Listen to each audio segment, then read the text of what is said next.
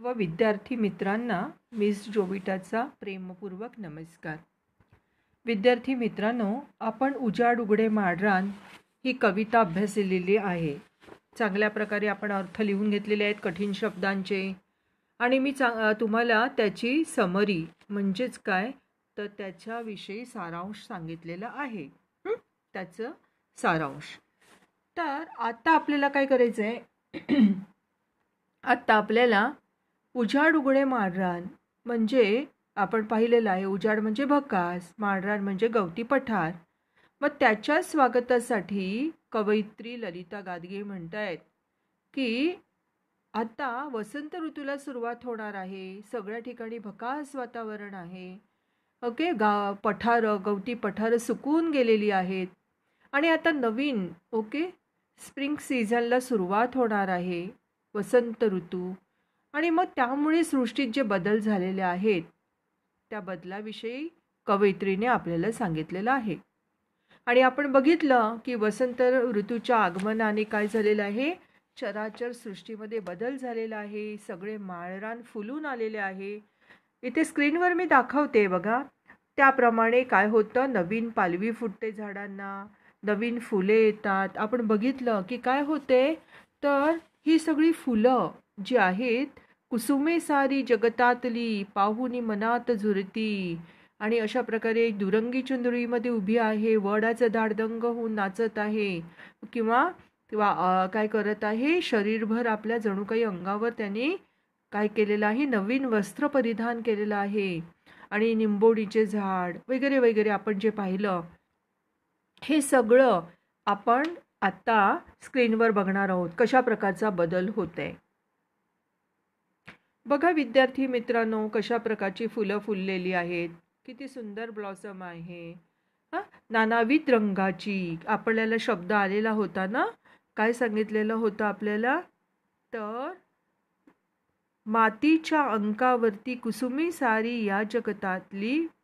मातीच्या अंकावर पळस फुलं भरून आलेली आहेत आणि म्हणून ही सगळी सारी कुसुमे म्हणजे सगळ्या प्रकारची फुलं त्यांना बघून मनात झुरत आहेत. ओके. आणि अशा प्रकारे सुंदरशी ही बेरड कोरड इथली सृष्टी ती जणू काही नजराणा घेऊन आलेली आहे. ओके. ही काय झाली होती, जमीन कशी झाली होती, उन्हामुळे सुकून गेली होती. सगळी फुलं काय झाली होती, नाहीशी झाली होती, कोमेजून गेली होती, सुखी झाली होती. झाडं निष्पर्ण वृक्ष झाली होती, वृक्षावरती पानच नव्हती. आणि अशी ही कोरड बेरड जमीन आता कशी नटलेली आहे, कशी सजलेली आहे ती ह्या चित्रामध्ये आपल्याला दिसत आहे. त्याचप्रमाणे बघा, आपल्याला आता मी काही फोटोज तुम्हाला दाखवते की जेणेकरून तुम्हाला माहिती असायला पाहिजे. नंतरचे आहे मुरडता आली लिंबोणी ना, गर्द पोपटी. बघा त्याचा रंग कसा आहे, मध्ये मध्ये पानांचा. काही ठिकाणी अगदी हिरवेगार पानं आहेत तर काही ठिकाणी काय आहे, पोपटी रंग, गर्द पोपटी. बघा वेगळा रंग आहे ना. सुंदरसा फुलोरा आलेला आहे, त्याला फुलं फुललेली आहेत निंबोणीच्या झाडाला. आणि अशा प्रकारे बघा याला फळं पण आलेली आहेत. असं हे स्वागतासाठी काय करत आहे, गर्द पोपटी. बघा त्याची पोपटी रंगाची ती फळं काय करत आहेत, सुंदर वस्त्र वसने घालून जणू काही मुरडत मुरडत येत आहे. ओके. नंतर आपल्याला सांगितलेलं आहे जर्द तांबडी कर्णफुले घालून साजली नागफणी. ओके. तो केवड्याचा फोटो काही मला मिळाला नाही, पण अशा प्रकारे ही सगळी झाडं काय झालेली आहेत, ओके, सजलेली आहेत. आणि मग नंतर आपल्याला बघायचं आहे, आता पुढे आपण बघूया काय सांगितलेलं आहे. दुरंगी चुनरी तो उभी ही घाणेरी ही नटुनी थटुनी. दुरंगी चुनरी बघा त्याला डबल रंग आहे. एकाच प्रकारचं फूल आहे पण ते कसं आहे, डबल शेडेड आहे. बघा मध्ये रंग वेगळा, बाजूचा रंग वेगळा. किती सुंदर दिसतो ना रंग. अट्रॅक्टिव्ह, रेखीव, आकर्षक आहे रंग, खूप सुंदर आहे. ह्याला घाणेरीची फुलं म्हणतात बरं का. तुम्हाला मी बोलले होते, दाखवेल तुम्हाला मी फोटो. त्याची पानं कशी आहेत बघा, काटेरी पानं आहेत. आणि अशा प्रकारे ही जी घाणेरी आहे, हे जे फुलझाड आहे ते कसं असतं, तर एक निवडुंगाचाच प्रकार आहे तो. म्हणजे निवडुंग नाही, ते पानाला काटे काटे असतात. रानटी फुलझाड. ओके. तर ही घाणेरी बघा. घाणेरी ही नटुनी थटुनी, दुरंगी चुनरी तू भी ही. डबल शेडेड ना, म्हणून त्याला दुरंगी चुनरी म्हटलेलं आहे. नंतरची आहेत बघा, मऊ सळसळ झळझळ पिंपळ पाने तुम्हाला ठाऊक आहेत. सांबर लाल कळ्यांनी लखडूनी, ते पण माझ्याकडे नाहीये, परफेक्ट मला पिक्चर मिळालं नाहीये म्हणून मी ते घेतलेलं नाहीये. पिंपळ झाड तुम्हाला ठाऊक आहे. पळस फुले ही बहरून आली मातीच्या अंकावरती. पळस फुले, मी तुम्हाला सांगितलं होतं, झाडाला पानच नसतात, पळसाची पानं 3 असं म्हटलं जातं. अगदी क्वचित पाला असतो त्याला बघा, त्या झाडावर सुद्धा क्वचितच पानं दिसत आहेत. मात्र झाड काय झालेलं आहे, फुलांनी बहरून आलेलं आहे. किती फुलं फुललेली आहेत बघा एका झाडावरती. आणि जेव्हा ही फुलं गळून पडतात ना मातीच्या अंकावरती, मांडीवरती, तेव्हा खूप सुंदर बघा, खाली पडलेली आहेत सुद्धा, दिसत आहेत आपल्याला, पाकळ्या दिसत आहेत. ओके, पेटल्स दिसत आहेत. तर त्यावेळेला बाकीची फुलं त्यांना बघून काय करत आहेत, झुरतात, खंत करतायत, दुःख होतंय त्यांना. अशा प्रकारचं हे सुंदर वर्णन काय केलेलं आहे इथे आपल्याला, केलेलं किंवा दाखवलेलं आहे कवयित्रीने ह्या कवितेद्वारे. असा हा सुंदर निसर्ग, रंगीबेरंगी फुलांनी रंग उधळलेले आहेत 10 दिशांना. फक्त इथेच आहेत का? नाही, सर्वत्र 10 दिशांना रंग उधळलेले आहेत. सर्वत्र अशाच प्रकारची फुलं, झाडं, नवीन पालवी फुटलेली दिसत आहे. असं कवीने अशा या बेरड कोरड सृष्टीमध्ये झालेल्या बदलाचं वर्णन केलेलं आहे. रखरखीत खडकाळ जमिनीवरती सुंदर नजराणा घेऊन आलेल्या अशा या वसंत ऋतूचं वर्णन, ह्याला म्हणतात वसंत ऋतू. आता विद्यार्थी मित्रांनो, मी तुम्हाला क्वेश्चन्स लिहून दिलेले आहेत. तुम्हाला असाइनमेंटसुद्धा मी क्वेश्चन देणार आहे. तर त्याच्या अगोदर आपण काय करूया, मला वाटतं मी माझ्या 9th मुलांना आन्सर लिहून दिलेला आहे. वसंत ऋतूमध्ये वृक्षवल्लीमध्ये कसा बदल होतो ते तुमच्या शब्दात लिहा. मग असा क्वेश्चन विचारला जातो, एक मोठा क्वेश्चन विचारला जातो. मग त्याचं आन्सर कसं तुम्हाला लिहायचं आहे, तुम्ही सावकाश नंतर लिहा. व्हिडिओ तुमच्याकडे असेल 24 तास, तुम्ही पुन्हा पुन्हा ऐकू शकता. तर मी ह्याचं आन्सर कसं लिहिणार, वसंत ऋतूमध्ये वृक्षवल्ली आम्हा सगळे सोय रे. ओके, एक अशी काय आहे, मुहावरा आहे किंवा एक कहावत आहे, वृक्षवल्ली आम्हा सगळे सोय रे. आमच्या नातलगाप्रमाणे, सगळे सोयऱ्यांप्रमाणे, मित्रपरिवाराप्रमाणे जवळचे असतात. ओके, त्याच्याशिवाय आमचं जीवन शून्यवत आहे. आणि अशा ह्या वृक्षवल्लीमध्ये कसा बदल होतो तो आपण लिहायचा आहे. मग तुम्ही काय लिहिणार, तर त्याचा आन्सर लिहिताना विद्यार्थी मित्रांनो क्वेश्चन आन्सर्स लिहायचे आहेत बुकमध्ये. मग आपण लिहायचं आहे, वसंत ऋतू हा कोणाचा राजा आहे, सगळ्या ऋतूंचा राजा आहे. कारण इथे बघा, या निसर्गामध्ये किती मन प्रसन्न वाटतं, त्या चित्राकडे बघून सुद्धा आपल्याला मन मोहून जातं. आणि आपल्या सर्वांना फुलं आवडत असतात, निसर्गाच्या सानिध्यात जायला आवडतं, झाडापानामध्ये फिरायला आवडतं, नाही का. आणि म्हणून वसंत ऋतूला निसर्गाचा राजा म्हणतात किंवा ऋतूंचा राजा म्हणतात. ऋतूंचा राजा, 3 ऋतू असतात, उन्हाळा, हिवाळा आणि पावसाळा. तर त्याच्यामध्ये अत्यंत महत्त्वाचा, तुम्हीच सांगितलं हिवाळा ऋतू तुम्हाला आवडतो, म्हणून त्याला ऋतूंचा राजा म्हणतात. मग असा हा आनंददायी ऋतू, या ऋतूत निसर्ग कसा दिसतो, हिरवागार दिसत असतो.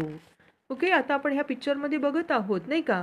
कारण वसंत ऋतूमध्ये काय झालेली असते, झाडांना, तुम्ही असंच आन्सर लिहा तुमच्या शब्दात, नवीन पालवी फुटलेली असते, सुंदर कोवळी कोवळी लुसलुशीत अशी ही मऊ मऊ पाने झाडांवर सळसळत असतात.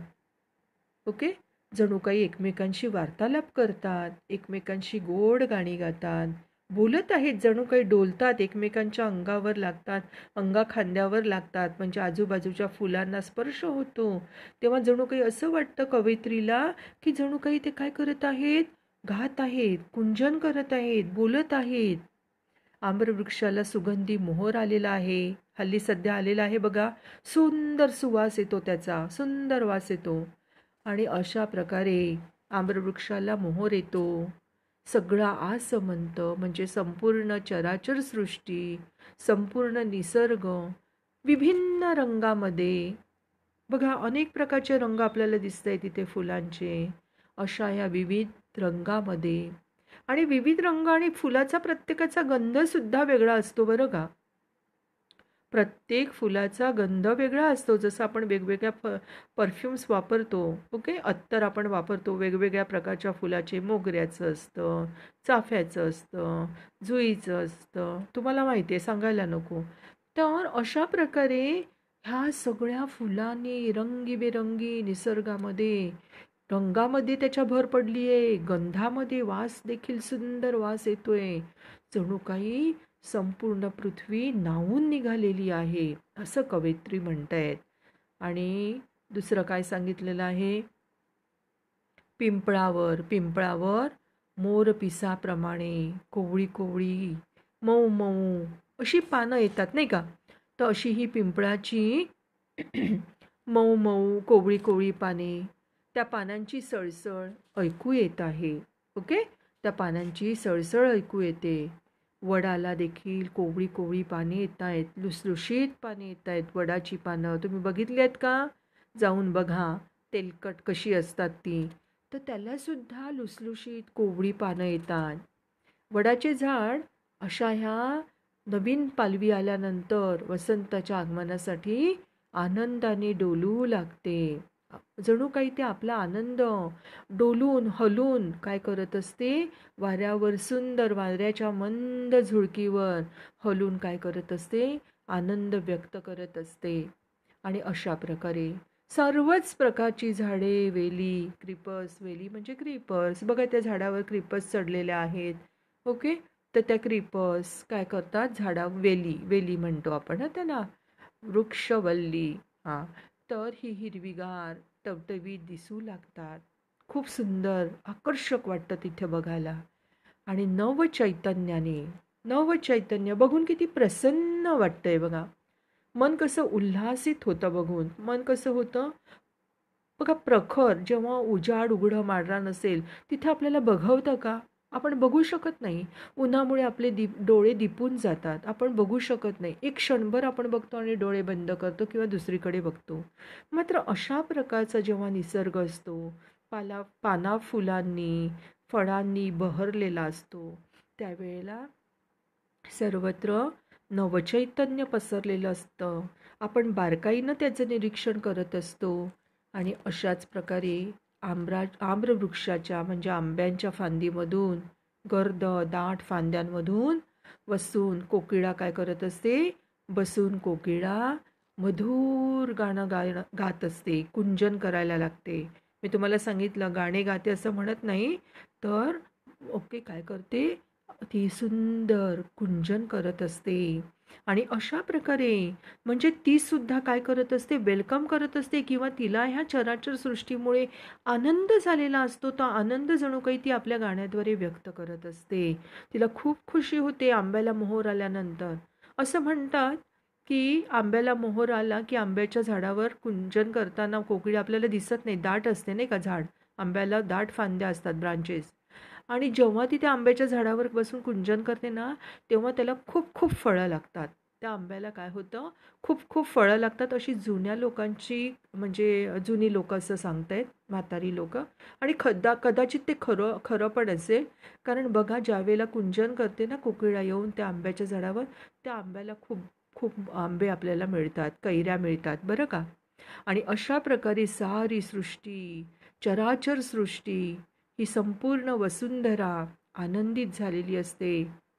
अशा प्रकारे वसंत ऋतूमध्ये झाडे वेलींमध्ये अनेक प्रकारचे बदल, असंख्य बदल होतात. आणि तेच बदल आपल्याला कवयित्रीने इथे दाखवून दिलेले आहेत. आले लक्षात?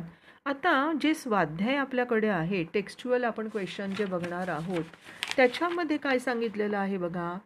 कवयित्रीच्या मते दाही दिशांना रंग उधळले. का बरं? कवयित्रीच्या मते दाही दिशांना का रंग उधळले आहेत?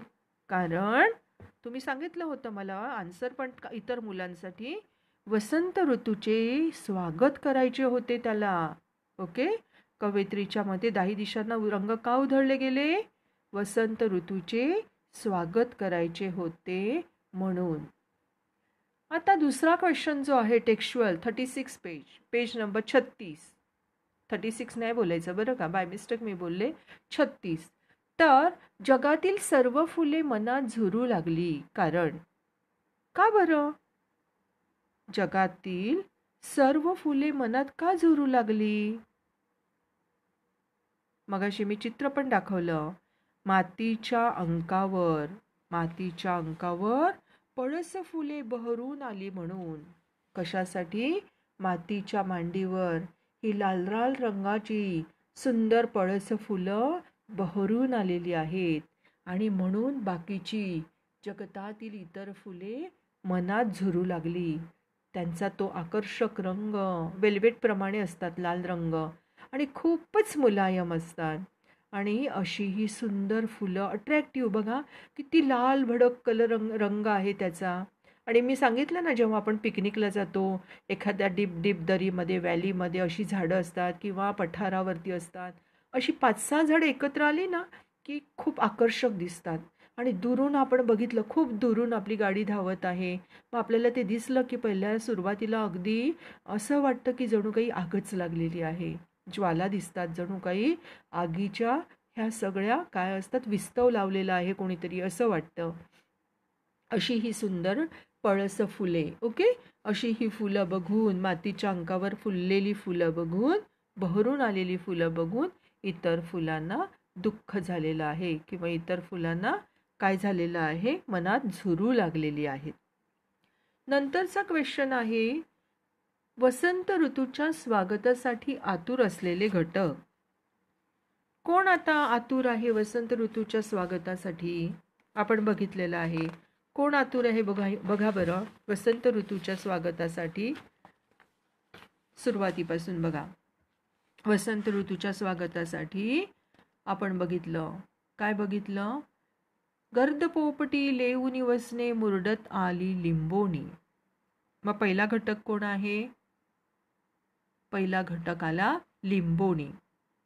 ओके, नंतर काय सांगितलेलं आहे बघा, जर्द तांबडी कर्णफुले घालून सजली नागफणी. मग दुसरा घटक कोण आहे?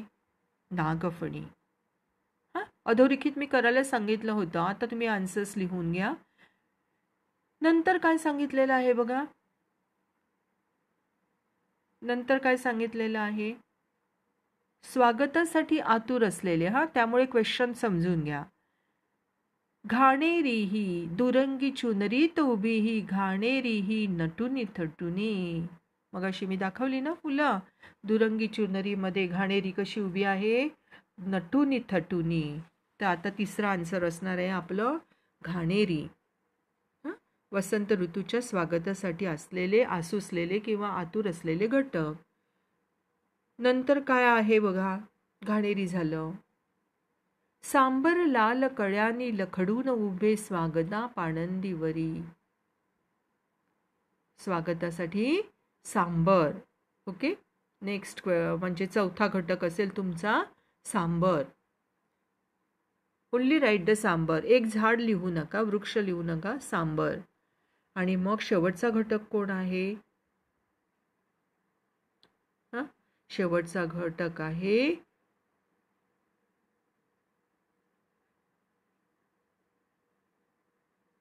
उजाड उघडे माळरान ही गाऊ लागले वसंत गान. माळरान. कोण स्वागतासाठी आसुसलेलं आहे? माळरान.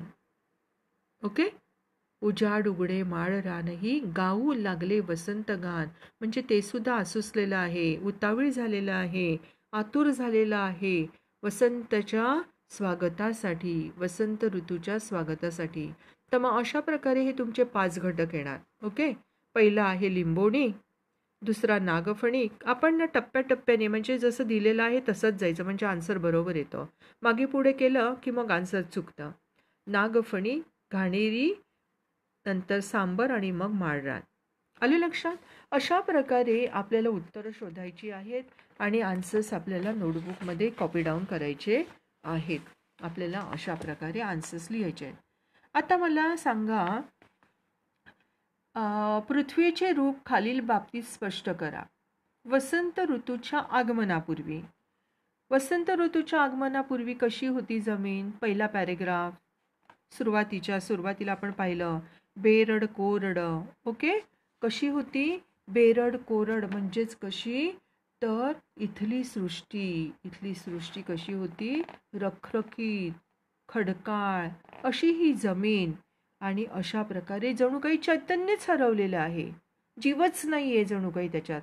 ओके, त्याच्यामध्ये प्राणच नाही. अशा प्रकारची बेरड कोरड. Right there answer. बेरड कोरड, चैतन्य हरवलेली, चैतन्य नसलेली अशी आगमनापूर्वी. आणि मग नंतर आहे आगमनानंतर. वसंत ऋतूच्या आगमनानंतर झालेला बदल. मग आगमनानंतर काय झालेलं आहे? आनंदाने वसंतगान गात आहे. संपूर्ण सृष्टी आनंदाने काय केलेली आहे? चराचर सृष्टी आनंदाने वसंतगान गात आहे. ओके, आता पुढचा क्वेश्चन आहे क्वेश्चन नंबर 2. खालील घटक वसंत ऋतूच्या आगमनाने कसे सजले ते स्पष्ट करा. आता आपल्याला प्रत्येक घटकाचं वर्णन करायचं आहे, कशा प्रकारे तो सजलेला आहे. आपल्या पुस्तकामध्ये, पोएट्रीमध्ये जे आहे, आपली कविता जी आहे त्याच्यामध्ये प्रत्येक घटक कसा सजलाय अतिशय सुंदर त्याचा उल्लेख केलेला आहे आणि मी तुम्हाला ते सांगितलेलं आहे. ओके, तर बघा कशा प्रकारे. लिंबोणी. आता लिंबोणीचं काय उदाहरण आपण घेऊ शकतो किंवा कशा प्रकारे सजलेली आहे. गर्द पोपटी. ओके, लेऊनी वसने मुरडत आली लिंबोणी. अर्थ लिहायचा, पोएट्रीची लाईन लिहायची नाही. पोएट्रीची लाईन जर लिहिली तर तुमचे मार्क्स मायनस होतात, रॉंग येतं आन्सर. कधी पण कवितेची आन्सर्स लिहिताना ती तुमच्या शब्दातच लिहायची आहेत. तर लिंबोणी कशी आलेली आहे? गर्द पोपटी रंगाची वस्त्रे घालून मुरडत मुरडत वसंत ऋतूच्या स्वागतासाठी आलेली आहे. ओके, आन्सर लिहिताना लिहायचं, घटक लिहायचे, तिथे जशा प्रकारे क्वेश्चन दिलेला आहे तसंच लिहायचं आणि त्याच्यासमोर उत्तर लिहायचं. मग नंतरचं आहे नागफणी. मग ही नागफणी कशी आलेली आहे? जर्द तांबडी कर्णफुले ही घालून सजली नागफणी. जर्द तांबडी कर्णफुले घालून नागफणी सजली आहे. ओके, कानात घालायचा दागिना ना, तर अशा प्रकारे कानातली ही कर्णफुलं ती घालून जणू काही ती जर्द तांबडी कर्णफुले घालून नागफणी सजलेली आहे. नंतरची आहे घाणेरी. मगाशी मी दाखवलं ना फुलं, घाणेरी. घाणेरीचं कसं वर्णन आहे बघा बरं. दुरंगी चुनरी उभी ही घाणेरी ही नटुनी थटुनी. लाईन्सचा अर्थ आपल्या भाषेत लिहायचा असतो, स्वतःच्या शब्दात लिहायचा असतो. पोएट्रीच्या लाईन्स लिहिल्या तर आन्सर रॉंग येतं, हे मी पुन्हा तुम्हाला एकदा सांगते. तर आता इथे आन्सर लिहायचे. कशी सजलेली आहे घाणेरी? तर दोन रंगाच्या ओढणीत, दोन रंगाची जणू काही ओढणी परिधान केलेली आहे आणि ही घाणेरी नटून थटून उभी आहे. दोन रंगाची चुनरी घेऊन. ओके, ओढणी लिहिलं, चुनरी लिहिलं तरी सुद्धा चालेल. चुनरीमध्ये म्हणजे दोन रंगाच्या दुपट्टामध्ये, दुपट्टा लिहिलं तरी चालेल, मराठी शब्द. ओके, कशी उभी आहे? दोन रंगाच्या ओढणीत घाणेरी नटून थटून उभी आहे. पळस फुले. पळस फुले. पळस फुले ही बहरून आली या मातीच्या अंकावरती. पळस फुलं मातीच्या अंकावर बहरून आली आहेत. खूप छान ती काय झालेली आहेत, त्यांचा बहर आला आहे पळस फुलांना. आणि ती मातीच्या अंकावर, मातीच्या मांडीवर पळस फुलं सुंदर प्रकारे बहरून आलेली आहेत. अशा प्रकारचं वर्णन तिथे दिलेला जो तुम्हाला जे टेबल आहे किंवा ज्या प्रकारे तुम्हाला घटक लिहायचे आहेत ते कसे सजले ते सांगताना ही चौकट करणं गरजेचं आहे. ओके, अशा प्रकारची चौकट बनवायची आणि मग करायचं, आन्सर्स लिहायचं. आता खालील शब्दांसाठी कवितेत आलेले समान अर्थाचे शब्द शोधा. नेक्स्ट क्वेश्चन आहे भेटवस्तू. मी तुमच्याकडून करून घेतलेला आहे, विचारलेले आहेत तुम्हाला, पण तरीसुद्धा सर्वसामान्य मुलांना किंवा तुम्हाला पुन्हा रिव्हिजन व्हावं म्हणून हा एक मी प्रयोग करत आहे. भेटवस्तू. भेटवस्तू म्हणजे काय? भेटवस्तू म्हणजे नजराणा. आपण म्हणतो ना भेटकार्ड, भेटवस्तू, ओके, गिफ्ट, त्याला आपण नजराणा म्हणतो. प्रॉपर मराठी वर्ड नजराणा. सजली. सजली म्हणजे काय? सजणे, नटणे. सजली, नटली. कशी सजलेली आहे वसुंधरा? तर सुंदर सुंदर फुलांनी किंवा वृक्षांच्या नवीन कोवळ्या कोवळ्या लुसलुशीत पालवींनी. ओके, हां, वसुंधरा सजलेली आहे. नटली. नटली, सजली म्हणजे नटली. अरुंद रस्ता. अरुंद रस्ता, शेतातून जाणारी जी पाऊल वाट असते, अरुंद रस्ता असतो, त्याला काय म्हणतात? पाणंद. ओके, आपल्या टेक्स्टबुकमध्ये आपण बघितलं ना, आपण काय पाहिलेलं आहे? कोण उभं आहे पाणंदीवरती? सांबर लाल कळ्यानी लखडून उभे स्वागता पाणंदीवरी. हां, कविता लर्न करायची म्हणजे आपल्याला बरोबर आन्सर्स मिळतात. फुले ना. नेक्स्ट आहे अरुंद रस्ता झालं, पाणंद. आता नेक्स्ट वर्ड आहे फुले. फुले म्हणजे काय? फुलं, कुसुमे, सुमन. ओके, फुले म्हणजे काय? समान अर्थाचे शब्द. कुसुमे ना, आहे ना शब्द? फुले, कुसुमे. कुसुमे सारी या जगातली पाहुनी त्यांना मनात झुरतली. ओके, कुसुमे. अरुंद रस्ता म्हणजे पाणंद. आता नेक्स्ट क्वेश्चन जो आहे तो भावार्थ तुम्हाला विचारला जातो बरं का, अभिव्यक्ती, भावार्थ. मग नेक्स्ट क्वेश्चन आहे सांबर लाल कळ्यांनी लखडून उभे स्वागता पाणंदीवरी या ओळींचा अर्थ स्पष्ट करा असं सांगितलेलं आहे. मग आपण आन्सर्स काय लिहिणार आहोत त्याचं उत्तर लिहिताना आपण लिहायचंय, बघूया. सांबर लाल कळ्यांनी लखडून उभे स्वागता पाणंदीवरी या ओळीचा अर्थ स्पष्ट करा. मी बोलते, तुम्ही नंतर लिहा. वसंत ऋतूच्या स्वागतासाठी संपूर्ण सृष्टी सज्ज झालेली आहे. जणू काही गर्द पोपटी वस्त्रे नेसून लिंबोणी, ओके, जर्द तांबडी कर्णफुले घालून नागफणी, लुसलुशीत पाने अंगावर लपेटून वड, दोन रंगाची चुनरी ओढणी घोडून घाणेरी आणि मोर पिसाप्रमाणे मऊ मऊ पाने असलेली पिंपळ वृक्ष, अशा साऱ्या सृष्टीतील घटकांबरोबर सांबर सुद्धा लाल कळ्यांनी लखडून, सांबर सुद्धा लाल कळ्यांनी लखडून वसंत ऋतूच्या स्वागतासाठी पाणंदीवर उभे आहे. भावार्थ लिहायचे आहे. म्हणजे सांबर लाल कळ्यांनी लखडून उभे स्वागता पाणंदीवरी, म्हणून फक्त तुम्ही एवढंच लिहायचं नाही की सांबर लाल कळ्यांनी लखडून वसंत ऋतूच्या स्वागतासाठी पाणंदीवर उभे आहे. 3 मार्क्स मिळणार नाहीत तुम्हाला. तर तुम्हाला अशा प्रकारे सुरुवातीपासून कशा प्रकारचा बदल झालेला आहे ते सारं लिहावं लागणार आहे. आता मी सांगितलं आन्सर तुमच्याकडे, ओके, 24 तास माझा व्हिडिओ असणार आहे. तुम्ही आन्सर्स पुन्हा पुन्हा ऐका आणि लिहून काढा. नंतरचा क्वेश्चन आपल्याला काय सांगितलेला आहे? उजाड उघडे माडरान गाऊ लागले वसंत गान. उजाड उघडे माडरान गाऊ लागले वसंत गान या ओळीतील तुम्हाला कळलेल्या अर्थ सौंदर्य स्पष्ट करा. अर्थ सौंदर्य, मग त्याच्यामध्ये काय अर्थ आहे?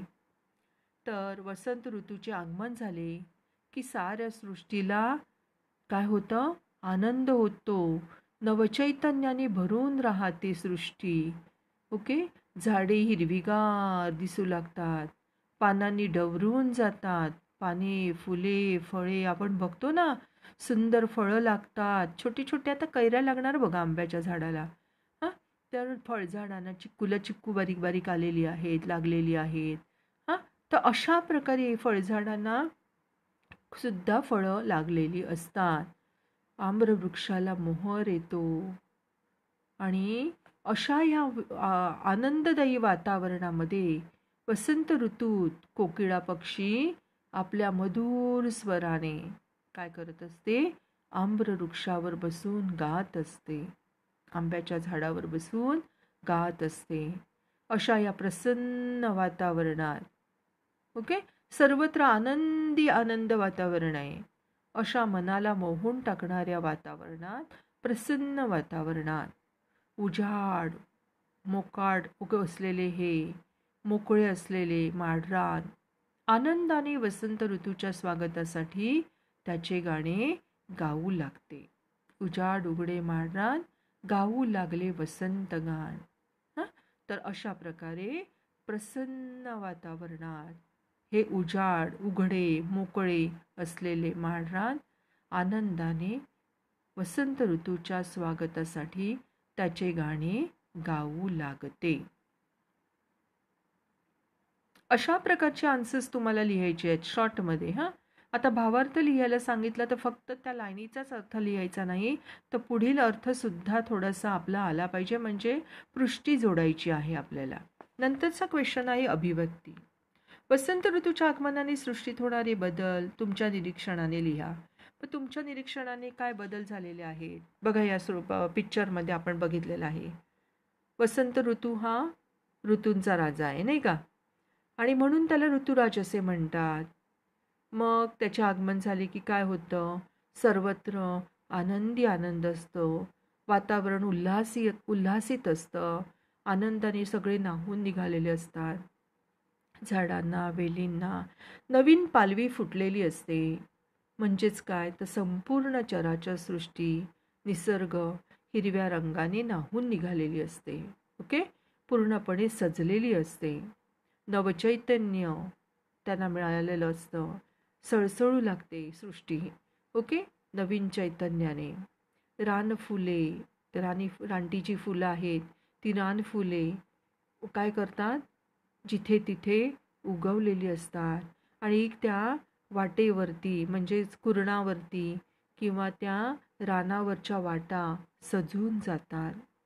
आणि अशा प्रकारे वसंत ऋतूच्या स्वागतासाठी दशदिशा, आपण सकाळी पाहिलंच आहे, दशदिशा काय करतायत? जणू काही रंगाची उधळण करत आहेत असं वाटतं.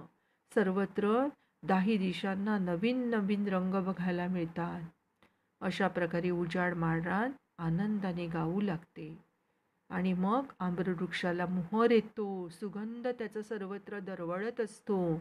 सुगंध दरवळणे म्हणतात. सुगंध दरवळत असतो, मोहर आलेला असतो. आणि मग त्या वृक्षावर बसून कोकिळा आलाप करत असते, कुंजन करत असते. Any one word you write, आलाप घेत असते. अशा प्रकारे संपूर्ण चराचर सृष्टी मंत्रमुक्त करत असते. सगळ्यांना काय करत असते? डोळे दिपवून टाकत असते किंवा मंत्रमुग्ध करत असते. अशा प्रकारचं वर्णन अभिव्यक्ती लिहिताना अशी अभिव्यक्ती लिहायची. आता पुढे जो विचारलेला आहे क्वेश्चन, सृष्टीचे सौंदर्य कायम राहण्यासाठी तुम्हाला सुचतील असे उपाय लिहा. सृष्टीचं सौंदर्य, मग आता आपल्याला वसुंधरेचं रक्षण केलं पाहिजे, नाही का? मग आपल्याला वसुंधरेचं रक्षण करायचं आहे, सृष्टीचं संरक्षण करायचं आहे आणि ते प्रत्येकाचं कर्तव्य आहे. मग आपल्याला झाडं तोडून चालेल का? नाही. वृक्षतोड थांबवली पाहिजे. वृक्षांची कत्तल जी होते त्याच्या विरुद्ध आंदोलन केलं पाहिजे. नवीन वृक्ष लावले पाहिजेत. ॲटलिस्ट आपण आपल्या घरामध्ये सुद्धा इंडोर प्लांट्स असतात, शोभेची झाडं असतात, ती आपण आपल्या किचनमधल्या खिडकीवर ठेवू शकतो. हॉलमध्ये, वरांडा तर असेलच, नाही का? आपली बाल्कनी असते ना, बाल्कनीमध्ये ठेवू शकतो. वरती टेरेस असतं, टेरेसवरती थोडीफार झाडं तुम्ही एका साईडला मुलांनी सगळ्यांनी एकत्र येऊन, तुमच्या बिल्डिंगमधल्या मुलांनी एकत्र येऊन छोटासा प्रयोग करून बघायचा. तर अशा प्रकारे छोटी छोटी फळझाडं म्हणजेच भाजीची झाडं, फळभाज्या त्या लावू शकता तुम्ही. वांगी, ओके, पपईची झाडं तुम्ही एका जुन्या बकेट असतील त्याच्यामध्ये लावू शकतात. वांग्याची झाडं म्हणा किंवा तुम्ही कोथिंबीर लावू शकता घरी, मेथी लावू शकता. आणि अशा प्रकारे ही छोटी जी फळभाज्या ज्या असतात, भेंडी वगैरे, त्या तुम्ही घरच्या घरी टमॅटो लावून प्रयोग करून बघा. आपल्याला सृष्टीचं, निसर्गाचं संरक्षण करायचं आहे, म्हणून झाडं लावली पाहिजेत. झाडांची कत्तल करणं थांबवलं पाहिजे. आपण असं बोलतो, पण आपल्याला आपल्या स्वार्थासाठी आपण झाडांची कत्तल करत असतो, नाही का? हां, आणि आपण असं बोलत असतो. तर झाडाची कत्तल खरं म्हणजे थांबवली पाहिजे. जर ज्याची अडचण नसेल किंवा गरज तुम्हाला त्यांची खरोखर अडचण नसेल, तर त्यांची झाडे तोडू नयेत. ओके, वृक्षतोड करू नये. तुम्हाला अडचण होते, काही प्रॉब्लेम आहे, तर नक्कीच त्याचा तोडणं ते योग्य ठरेल. मात्र उगाचच्या उगाच तोडू नये. मात्र एक झाड तोडलं तर दुसरी 2 लावली गेली पाहिजेत, हेही लक्षात ठेवा. तर आता बघूया आपण सृष्टीचे सौंदर्य कायम राहण्यासाठी काय करायचंय. आपल्याला हिरवीगार झाडं पाहिजे, झुळझुळ वाहणारा निर्झर पाहिजे. ओके, वारा पाहिजे ओके, वाहण्यासाठी. झाडांमधून झुळझुळ करत वाहणारा नद्या, खळखळून वाहणाऱ्या नद्या पाहिजेत. पर्वत रांगा आपल्या बाजूला, आजूबाजूला हिमालयाच्या. ओके, सो उत्तुंग पर्वत, ह्या सगळ्यांची तयार झालेली सृष्टी. बघा, सृष्टी म्हणजे काय, तर फक्त झाडं वेली का नाही. त्याच्यामध्ये सुंदर आकाश आहे, त्याच्यामध्ये निसर्गामध्ये सुंदर काय आहेत, आकाश आहे, माती आहे. ओके, धरणी माता, ओके, आपली आई, मोठी आई. त्याच्यामध्ये झाडे आहेत, वेली आहेत, त्याचबरोबर खळखळणाऱ्या नद्या आहेत. हां, खळखळणाऱ्या नद्या आहेत, डोंगरामधून उगम पावणारे झरे आहेत. आपण बघतो ना, पिकनिकला जातो तेव्हा निर्झर आहेत, तलाव आहेत. मोठाले समुद्र आहेत. शिवाय पाठीराखण करण्यासाठी सुंदर सुंदर पर्वतरांगा आहेत.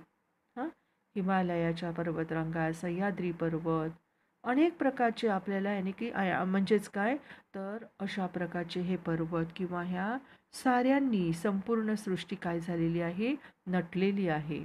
अतिशय सुंदर आपली ही सृष्टी आहे. आपल्याला मिळालेली ही देणगी आहे भारतीय लोकांना. ओके, सो अशी ही सुंदर सृष्टी काय करत असते, फक्त देतच असते. ती आपल्याकडून काही घेत नाही आणि आपल्यालाच देत असते. देत जावे, देत जावे, देणाऱ्याने देत जावे, घेणाऱ्याने घेत जावे, घेता घेता देणाऱ्याचे हात घ्यावे. ओके, अशी एक म्हण आहे. तर सृष्टी काय करत असते, देतच असते. आपण तिला काही परतफेड करत नाही. आपण तिला फर्टिलाइज करतो का, देतो का, खत देतो का, पाणी देतो का, नाही. मात्र ती आपल्याला भरपूर फळं फुलं देत असते, फुलं देते, मन प्रसन्न करते. आणि आपण काय करतो, एक दिवस त्यांच्याकडून घेता घेता देणाऱ्याचे हात घ्यावे, त्याप्रमाणे एक दिवस त्यांची कत्तल करतो. हां, कापून टाकतो, झाडं तोडून टाकतो, जमीनदस्त करतो.